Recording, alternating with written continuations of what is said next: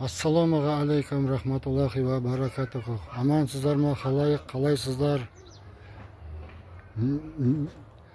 Сіздерге өзімді айта өтейші дедім қалайық. Сіздер мені тыңдаңыздар. Ислам дінінде ақырет кезде ардақ баланы жерге түсіреді деп айтылған негізінде. Ислам дінінде бар айтылған. Оны пайғамбарымыз саллаллаху алейхи айтқан. Ол бала жұмақтан жерге келеді деп айтылған. Жұмақтан жерге келеді. Ал бұл балаға бүкіл адамдардың ішінен таңдап қалап, осы бала ұстайды деп қасиет берген. Сол қасиетті мағди деп айтады қалайық. Түсіндіңіздер ғой, мағди деген не екенін. Ал ол баланы мағди деп айтпаңыздар.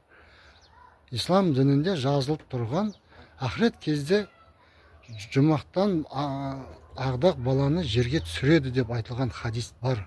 Сол бала мен боламын, Аллаға шүкір қалайық. Мен жайында ұрыс екен көбісі.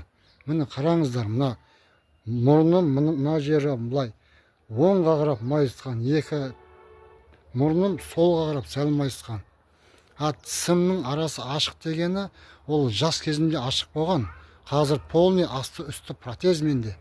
Бұны да пайғамбарым саллаллаху алейхи айтып жасырып қойған. Ал енді сіздерге көрсететінім, мына жерде пайғамбарымыздың саллаллаху алейхи дағы, жауырындағы дақ мынау. Көрдіңіздер ғой, Ал енді мына қараңыздар. Менің бетім қандай? Бетімді көріңіздер, қандай бетімді, Міне көріңіздер қандай екенін.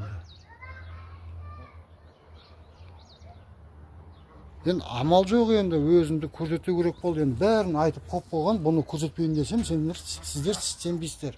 Бұл пайғамбарымыздың жауырындағы дағым бар. Мына дақ. Ал енді сіздерге жұмақтағы жапырақтың дағын көрсетейін сіздерге қалайық. Жұмақтағы жапырақтың дағы көрдіңіздер ғой. Міне.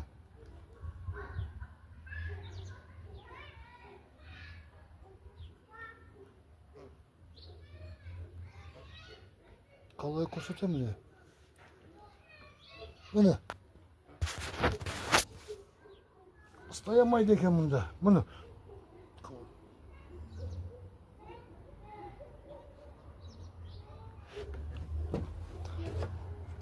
Ал бұны пайғамбарымыздың кезінде 200